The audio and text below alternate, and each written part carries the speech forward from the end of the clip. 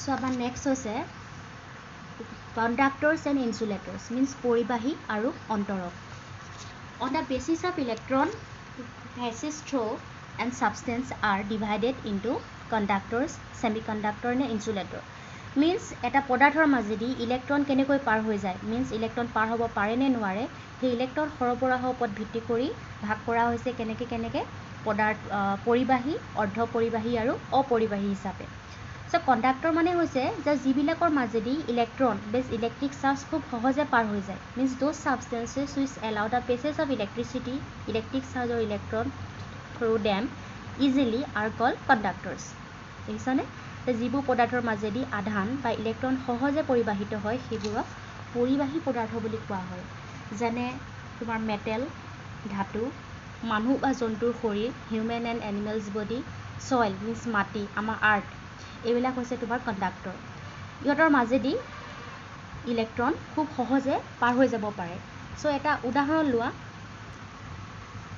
চ' এতিয়া এই উদাহৰণটো চোৱা যে আমি এটা বল লৈছোঁ, নিউট্ৰেল পিটছ বল, য'ত তোমাৰ ইকুৱেল এমাউণ্টত ইলেক্ট্ৰন আৰু প্ৰটন আছে, মিন্স পজিটিভ আৰু নিগেটিভ চাৰ্জ আছে, উদাসীন অৱস্থাত আছে. চ' ইয়াক কি কৰিলোঁ, এডাল কপাৰ তাৰৰ সৈতে সংযোগ কৰিলোঁ এটা নিগেটিভলি চাৰ্জ প্লাষ্টিক ৰডৰ সৈতে, ঋণাত্মকভাৱে আহিত প্লাষ্টিকৰ দণ্ড এডালৰ সৈতে ইয়াক জইন কৰিলোঁ. কিহৰ দ্বাৰা? কপাৰৰ এডাল তাৰৰ দ্বাৰা. ঠিক আছে. তাৰপিছত আমি কি দেখিলোঁ যে অলপ পাছত ইয়াৰ যিবিলাক এক্সেছ এমাউণ্ট অফ যিবিলাক নিগেটিভ চাৰ্জ, ইয়াৰ ওচৰত যদি কিছুমান এক্সট্ৰা নিগেটিভ চাৰ্জ আছে, অলপ দেৰিৰ পিছত ইয়াৰ মাজেদি পাৰ হৈ গৈ ই চাৰ্জ হৈ যায়, ই নিগেটিভলি চাৰ্জ বনি যায়. কিহৰ কাৰণে? তাৰমানে নিশ্চয় কপাৰ তাঁৰডাল মিন্স কপাৰ ৱাৰডাল এডাল কণ্ডাক্টৰ হয়, যাৰ কাৰণে ইয়াৰ মাজেদি এই ফ্ৰী ইলেক্ট্ৰনবিলাক পাৰ হৈ যাব পাৰি ইয়াৰ মাজত সোমাইছেগৈ. ঠিক আছে. কিন্তু একেটা বস্তুৱে একেটা পদ্ধতিয়ে যদি তুমি ইয়াত ৰিপিট কৰা, চ' নিউট্ৰেল পিটছ বল এটা লৈ একে নিগেটিভলি চাৰ্জ প্লাষ্টিক ৰড লোৱা হৈছে, কিন্তু ইহঁত দুটা কানেক্ট কৰিছে এডাল ৰাবাৰ বেণ্ডৰ দ্বাৰা. কিন্তু দেখিবা যে আমাৰ পিটছ বলটো মিন্স কুহিলাৰ বলটো কিন্তু নিগেটিভলি চাৰ্জ হোৱা নাই, ঋণাত্মকভাৱে আহিত হোৱা নাই. কিহৰ কাৰণে? মাজে এই নিগেটিভ চাৰ্জবিলাক ইয়াৰ মাজেদি পাৰ হৈ যাব পৰা নাই. It means this rubber band is an insulator, অপৰিবাহী হয়. চ' নেক্সট আহিলে অন্তৰক বা অপৰিবাহী means insulator. So' those substances which offer high resistance to the passage of electricity are called insulator. Means যিবোৰ পদাৰ্থৰ মাজেদি আধান সহজে পাৰ হ'ব নোৱাৰে, মিন্স পাৰ আচলতে নহয়, পৰিবাহিত হ'ব নোৱাৰে, সেইবোৰক অপৰিবাহী বুলি কোৱা হয়, অপৰিবাহী পদাৰ্থ বা অন্তৰক, ইনচুলেটৰ. যেনেকৈ গ্লাছ, প্লাষ্টিক, উড, এইবিলাক হৈছে তোমালোকৰ ইনচুলেটৰ. ইয়াৰ মাজেদি তোমালোকৰ চাৰ্জ পাৰ হ'ব নোৱাৰে. চ' এইটোৰ লগতে এটা তোমাৰ ইম্পৰ্টেণ্ট পইণ্ট আছে. চ' ইম্পৰ্টেণ্ট পইণ্টটো হ'ল that when some charge is transferred to a conductor, means যেতিয়া এটা কণ্ডাক্টৰৰ মাজেদি চাৰ্জবিলাক পাৰ হৈ যায়, is readily gets distributed over the entire surface of the conductor. means so' conductor এটা লোৱা হৈছে, চ' কণ্ডাক্টৰৰ মাজেদি এবাৰ যেতিয়া নিগেটিভ চাৰ্জটো পাৰ হ'বলৈ যেতিয়া ষ্টাৰ্ট দিলে, এই গোটেই নিগেটিভ চাৰ্জটো গোটেই এণ্টায়াৰ ছাৰ্ফেচত তোমাৰ বিয়পি পৰে. ঠিক আছে, গোটেই পৃষ্ঠভাগতে বিয়পি পৰে. কিন্তু ইনচুলেটৰৰ ক্ষেত্ৰত if some charge is put on the insulator, it stays at the same place. Suppose কাঠ এটুকুৰাই হওক বা কোম যিটো কৈছিলোঁ খনি তুমি যদি ইয়াত চাৰ্জ দি দিয়া, তুমি এইকণ জেগাত দিনিবা তুমি পজিটিভ চাৰ্জ বা নিগেটিভ চাৰ্জ দিলা, সি একে জেগাতে ৰখি থাকিব, সি আকৌ এই মূৰৰ পৰা সেই মূৰলৈ পাৰ হৈ নাযায়. কিন্তু কণ্ডাক্টৰত যদি তুমি এটা মূৰত চাৰ্জ দি দিলা, সি আকৌ তাৰ মাজেদি পাৰ হৈ ইটো মূৰলৈ গুচি যাব. ঠিক আছে. চ' এইকেইটা হৈছে কিমান ইম্পৰ্টেণ্ট পইণ্ট.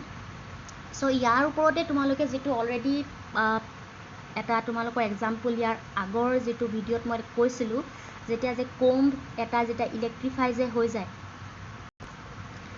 তাৰ অৰ্থটো কি? যে কোমডালত যেতিয়া এটা চাৰ্জ দিয়া হয়, সেই কোমডালত চাৰ্জটো একে জেগাতে থাকি যায়. চ' এই বুকত চোৱাত দিয়া আছে, a nylon or plastic comb gets electrified on combing hair or rubbing it, but a metal article like spoon does not. ঠিক আছে. The charges on metal leak throw our body to the ground as both are conductors of electricity. So সেই কাৰণেই যেতিয়া চিল্কৰ লগত বা শুকান চুলিৰ লগত যেতিয়া এটা ফণী এখন ঘঁহাই দিয়া হয়, ফণীখনলৈ কিছুমান পজিটিভ বা নিগেটিভ চাৰ্জ আহি যায়, মিনছ চাৰ্জডালৰ মানে তোমাৰ যিটো কমটোৰ এমূৰত নিগেটিভ চাৰ্জ আহি কমটো তোমাৰ নিগেটিভলি চাৰ্জ হৈ যায়। কিন্তু সেই কমৰ জেগাত যদি তুমি এখন বেলেগ মেটেল এটা যদি লোৱা, ঠিক আছে, বা স্পুনে যেনিবা ল'লা, কিন্তু তাত তুমি এফালে এমূৰত যদি তুমি চাৰ্জ দিয়া, সেই একে জেগাত ৰখি নাথাকে। আমি যদি হাতেৰে স্পুনটো ধৰি থাকোঁ, সেই চাৰ্জখিনি স্পুনৰ মাজেদি আহি আমাৰ গাত সোমাই যাব। কিহৰ কাৰণে? কাৰণ আমাৰ শৰীৰটো হৈছে এটা কণ্ডাক্টৰ হ'ল। বা যদি স্পুনখন আমি হাতেৰে নধৰি যদি মাটিত পেলাই থওঁ, সেইটো কি হৈ যাব? চইলৰ মাজলৈ গুচি যাব, মানে আৰ্থৰ মাজলৈ গুচি যাব। Since soil is a good conductor of electricity. So next হৈছে grounding or earthing, means ভূমি সংযোজন। ভূমি সংযোজননো কি বস্তু? So ভূমি সংযোজন কি বস্তু? Then when we bring a charged body in contact with the earth, means earth মানে কি? মাটি আছে, means আমাৰ মাটি বা চইলটো হৈছে তোমাৰ good conductor of electricity, মানে বিদ্যুৎ পৰিবাহী হয়। চ' যেতিয়া এটা আহিত বস্তু মিনছ চাৰ্জ বডি এটা আৰ্থৰ কণ্টেক্টলৈ অনা হয়, সেই চাৰ্জ বডিটোত থকা এক্সেছ চাৰ্জবিলাক কি হৈ যায়? আৰ্থলৈ আহি যায়, ঠিক আছে। The excess charge on the body disappears by causing a current to pass to the ground through connecting conductors. So' connecting conductor কেতিয়া আহি যায়? মিনছ এটা চাৰ্জ বডি ল'লা আৰু এয়া হৈছে আমাৰ আৰ্থ, মিনছ ভূমি। চ' আৰ্থৰ কানেকশ্যনত যদি ডাইৰেক্ট কানেকশ্যন আহি যায়, ইয়াৰ এক্সেছ চাৰ্জবিলাক আমাৰ আৰ্থলৈ গুচি আহিব, ঠিক আছে। কিন্তু চাৰ্জ বডিটো আৰু আৰ্থৰ মাজত যদি অলপমান জেগা থাকে, তেতিয়া কি হৈ যাব? ইয়াৰ মাজত ধৰা এডাল ৱায়াৰ দি দিলা, which is an conductor, means connecting ৱায়াৰডাল কণ্ডাক্টৰ হ'ব লাগিব, যাতে এক্সেছ চাৰ্জবিলাক এই কণ্ডাক্টৰৰ মাজেদি আহি আৰ্থলৈ গুচি আহে। চ' এই এক্সেছ চাৰ্জবিলাক আৰ্থলৈ গুচি অহা এই প্ৰচেছটোকে কোৱা হয় আৰ্থিং বুলি। মিনছ ভূপৃষ্ঠ অৰ্থাৎ মাটি হৈছে, অসমীয়াত চোৱা যে ভূপৃষ্ঠ অৰ্থাৎ মাটি হৈছে বিদ্যুতৰ পৰিবাহী। যেতিয়া কোনো আহিত বস্তু ভূপৃষ্ঠৰ সংস্পৰ্শলৈ আহে, বস্তুটোৰ অতিৰিক্ত আধানখিনি মাটিলৈ পৰিবাহিত হয়, ঠিক আছে। কিন্তু ডাইৰেক্ট সংস্পৰ্শ নহৈ পেলাই যদি অলপ আঁতৰত থাকে, মাটিৰ সৈতে সংস্পৰ্শ নথকা আহিত বস্তুৰ ক্ষেত্ৰত কি কৰে? যদি ধাতৱীয় তাঁৰ মিনছ মেটালিক ৱায়াৰডাল যেতিয়া মানে সেই আহিত বস্তুটো আৰু আমাৰ আৰ্থৰ লগত কানেক্ট কৰা হয়, মাটি সংযোজী পৰিবাহীৰ মাজেদি আধানৰ সৰবৰাহ হ'ব পাৰে। চ' পৃথিৱীৰ লগত আধানৰ এই সৰবৰাহৰ এই প্ৰক্ৰিয়াটোকে কোৱা হয় ভূমি সংযোজন। চ' এই ভূমি সংযোজনৰনো প্ৰয়োজনীয়তা কি? কিহৰ কাৰণে আমাক ভূমি সংযোজন লাগে? চ' ইয়াক ছেফটিৰ কাৰণে লাগে। আমাৰ ঘৰত সাধাৰণতে কিছুমান ধৰা কেতিয়াবা আমাৰ ডাঙৰ বিল্ডিংছবিলাকত এই আৰ্থিং ছিষ্টেমটো কৰা হয়, যাতে কোনো অসুবিধা নহয়, কেতিয়াবা মানে শ্বৰ্ট চাৰ্কিট নহয় বা যি নহয়। চ' আমাৰ সাধাৰণতে আমাৰ the electric wiring in our house has 3টা ৱায়াৰ আছে। এটা লাইভ কয়, এটাক নিউট্ৰেল কয়, আৰু এটা আৰ্থ বুলি কয়। আৰু যিটো ফাৰ্ষ্ট লাইভ আৰু তোমাৰ নিউট্ৰেল ৱায়াৰ, তাৰ মাজেদি তোমাৰ কাৰেণ্ট পাছ হয়, ক'ৰ পৰা কাৰেণ্ট আহে, ইলেক্ট্ৰিক কাৰেণ্ট, পাৱাৰ ষ্টেচনৰ পৰা কাৰেণ্ট আহে। কিন্তু আৰ্থৰ ছিষ্টেমটোত কি কোৱা হয়? তোমাৰ যেটা আৰ্থিং ৱায়াৰডাল মাটিৰ লগত তোমাৰ দকৈ পুতি থোৱা থাকে, ঠিক আছে, পুতি থোৱা থাকে, যাতে কেতিয়াবা যদি এক্সেছ যদি চাৰ্জ বা বস্তুত যদি আহি যায়, যাতে সেইটো বস্তু মাটিলৈ গুচি যাব পাৰে। চ' এই বস্তুটো আৰ্থিং ছিষ্টেমটো কৰিবলগীয়া কোনো কাৰণ নাথাকিলে হয়, যদিহে আমাৰ যিটো শৰীৰটো যদি গুড কণ্ডাক্টৰ নহ'লহেঁতেন। আমিতো জানো আমাৰ শৰীৰটো এটা গুড কণ্ডাক্টৰ হয়, আমাৰ মাজেদি খুব সোনকালে চাৰ্জ পাৰ হৈ যায়, ইলেক্ট্ৰিচিটি পাৰ হৈ যায়। চ' সেইকাৰণে সাধাৰণতে ঘৰবিলাকত এই আৰ্থিং ছিষ্টেমটো কৰা হয়। Next is charging by induction. So' first ক্লাছতে মই কৈছিলোঁ যে চাৰ্জ কৰা কিছুমান প্ৰচেছ আছে। এটা প্ৰচেছ তোমালোকক অলৰেডি ক'লোঁ যে চাৰ্জিং বাই ফ্ৰিকশ্যন। বস্তু এটা যেতিয়া এটা বস্তুৰ লগত ঘঁহি দিয়া হয়, ঘৰ্ষণ কৰা হয়, ফ্ৰিকশ্যন হয়, তেতিয়াও কি হৈ যায়? সিটোৰ পৰা চাৰ্জ আহি যায়। ছাপ'জ কওঁতে এটা চুলিৰ লগত যেতিয়া ঘঁহি দিয়া, এটা চুলিৰ পৰাটো তাৰলৈ চাৰ্জ আহি গ'ল, মিনছ ফ্ৰিকশ্যনৰ দ্বাৰা।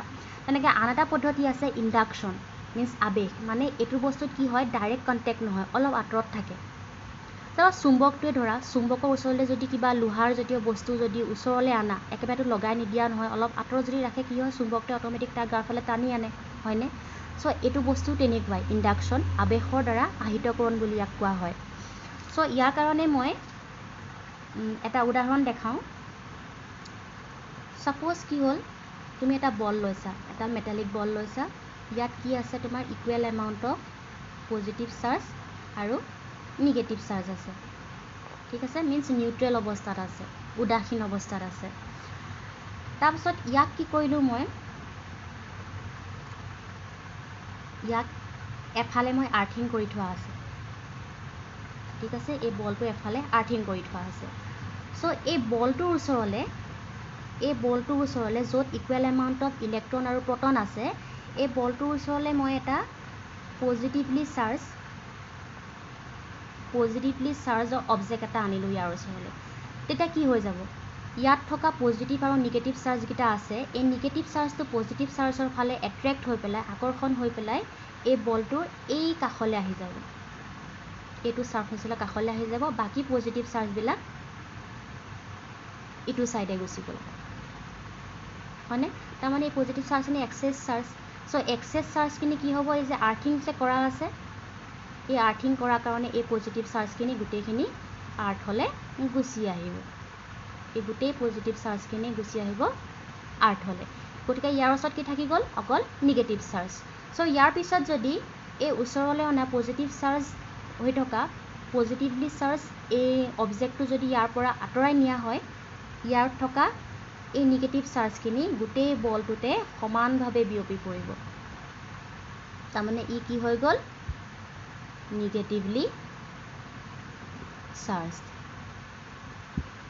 ঠিক আছে সো এনেকৈ সো যেতিয়া চোৱাচোন এই পজিটিভলি চাৰ্জ অবজেক্টটো এই বলটোৰ লগত ডাইৰেক্ট কানেকশ্যন নকৰাকৈ আমি তোমাৰ হেৰি কৰি দিলোঁ হয়নে নিগেটিভলি চাৰ্জ হৈ গ'ল সো এনেকৈয়ে কৰা হয় চাৰ্জিং বাই ইণ্ডাকশ্যন সো এইবাৰ তুমি বিচাৰিছা যে মই এই বলটোক পজিটিভলি চাৰ্জ কৰিম তুমি কি কৰিবা একেটা